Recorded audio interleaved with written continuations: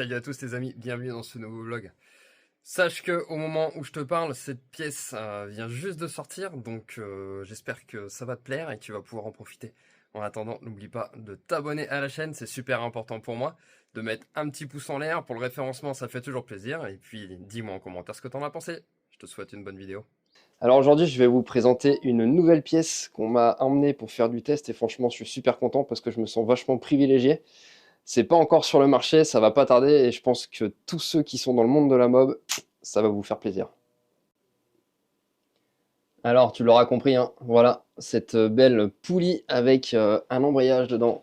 Et tu dois te rendre compte hein, que c'est hyper particulier comme machine. Normalement, t'as jamais vu ça encore. Alors, je suis désolé, hein, j'ai la sangle qui est en plein milieu là du plan de vue, mais parce que en même temps, on fait des tests. Et là, franchement, je pense qu'on a quelque chose qui va vraiment pas mal.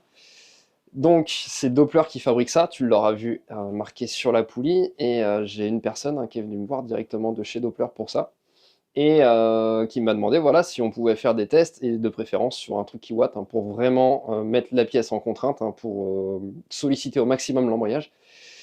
Donc c'est chose qu'on a faite, chose qu'on vient de terminer de valider, et on s'est dit, bon bah voilà, en même temps, pourquoi pas tourner une petite vidéo pour vous montrer ça. Donc voilà, c'est ce que je fais. J'ai William qui est là, qui est venu nous rejoindre. Salut à Salut, toi William, c'est rien. bienvenue.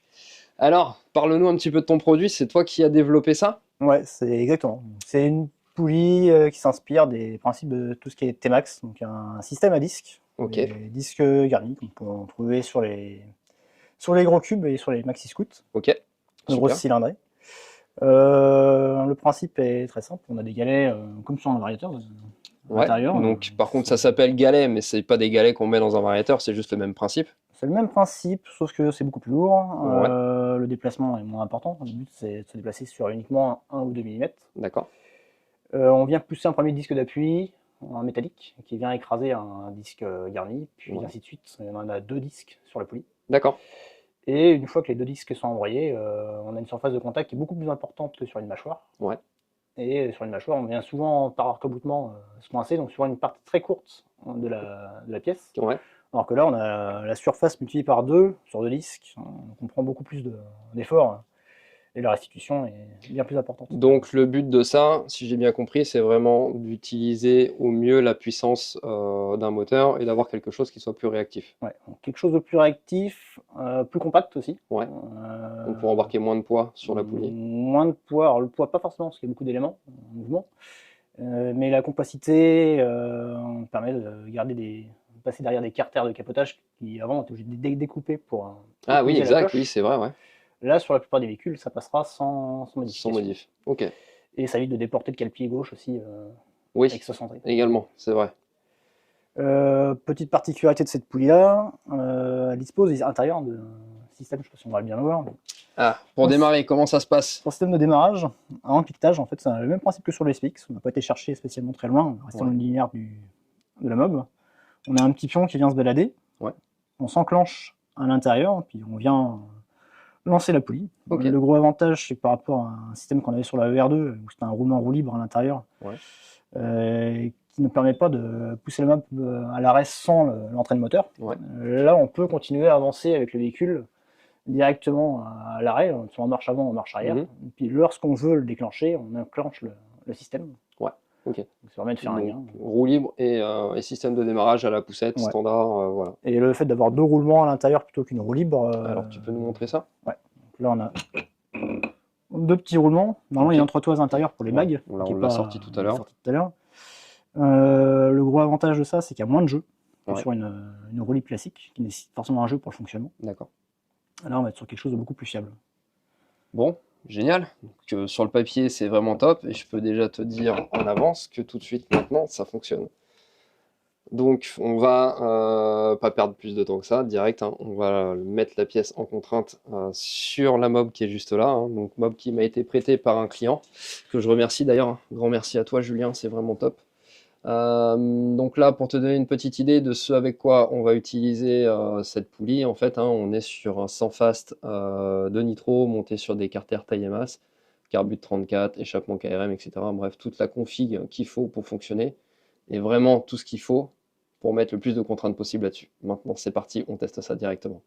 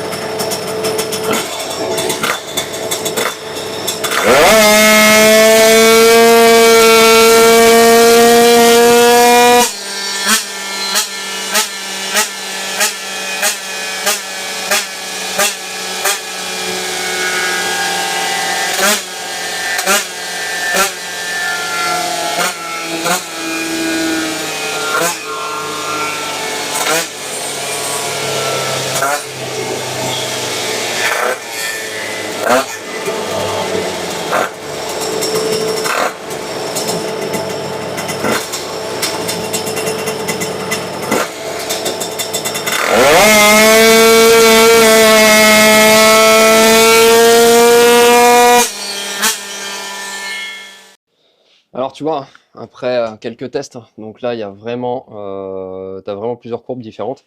Alors la courbe rouge que tu vois là, ça c'était avec une poulie fixe, hein, donc forcément on a du gain en bas, hein, ça dépend vraiment.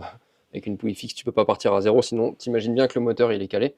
Donc là ouais, j'ai vraiment plusieurs tests, hein, on avait 31,5 avec la poulie fixe, là on a 31,8 avec celle-ci. C'est pas forcément la poulie qui te fait gagner des chevaux à proprement parler, qu'on soit bien d'accord. C'est juste que là, j'ai tiré un peu plus, ça dépend de la pédale de relance. Enfin bref, là n'est pas le sujet. Toujours est-il qu'on a fait, je dirais, une bonne vingtaine de départs, hein, sur le banc. Je pense qu'on peut pas mettre en contrainte plus que ça l'objet, hein, parce que là, le rouleau, ici, lui, il fait quand même 450 kg, donc tu te doutes que là, les disques, pour le coup, ils prennent vraiment tarif.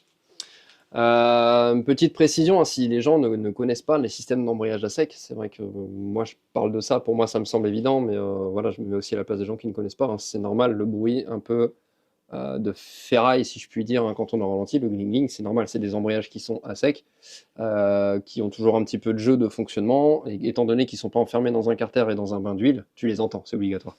Alors que un embrayage standard, hein, dans un bain d'huile comme une machine à boîte par exemple, ou une moto autre, hein, qu'une italienne en l'occurrence, bah t'entends pas ce genre de choses, c'est logique. Maintenant tu prends, admettons, on va dire une Ducati avec un embrayage à sec, t'as la même chose, hein. Dès que tu dérayes, même type de bruit. Donc voilà un petit peu pour ça, hein. Je pense que là on peut dire pour le coup pièce validée. Maintenant, dernière question pour toi William, Vas-y, je t'en prie. ça va sortir en plusieurs versions a priori? Alors, déjà une version sûre qui sera pour les courroies de la largeur standard, hein, c'est-à-dire que les courroies de dimension d'origine. Ouais. Et peut-être que dans un second temps, alors, pour l'instant il n'y a rien de valider, mais une courroie au moins en 17. Ouais. Peut-être une poulie qui sera peut-être révisionable en 19, mais ça, Pour ceux qui le veulent. Ouais, parce que là, bon, ça, tu ça nous mets. avance un petit peu pour l'instant. Mais... Ouais, là, tu nous mets quand même l'eau à la bouche avec un produit qui encaisse vraiment des chevaux, Ouais. qu'on a pu essayer sur une machine qui sort vraiment les chevaux. Faut quand même que ça soit possible. Oui, oui, mais après, c'est le marché. Bon, On va c'est essayer de trouver ouais, d'abord c'est ça. le plus gros, la plus grosse partie. Si ça se vend bien, effectivement, il y aurait forcément une Ouais. version en 17. C'est vrai que moi je dis ça de mon point de vue, hein, forcément, tu te doutes bien, moi je pense puissance, chevaux et compagnie. Le but d'un produit comme ça, c'est que ça soit quand même grand public à la base. Voilà les amis, on arrive au terme de ce vlog. William, merci à toi pour m'avoir permis de tester ce truc-là. Merci d'être Ouais, venu. mais merci à toi, Et puis puis, merci à ton client pour le prix du véhicule. eh Parce ben que... écoute, je pense il sera content en tout cas. On est tous contents aussi. Dites-moi dans les commentaires ce que vous en avez pensé, si ce genre de choses, ce genre de belles pièces peut vous intéresser, que ce soit pour de la petite config ou de la grosse config, hein. Et puis, comme d'habitude, n'oubliez pas de liker, partager, abonnez-vous. Ciao, ciao.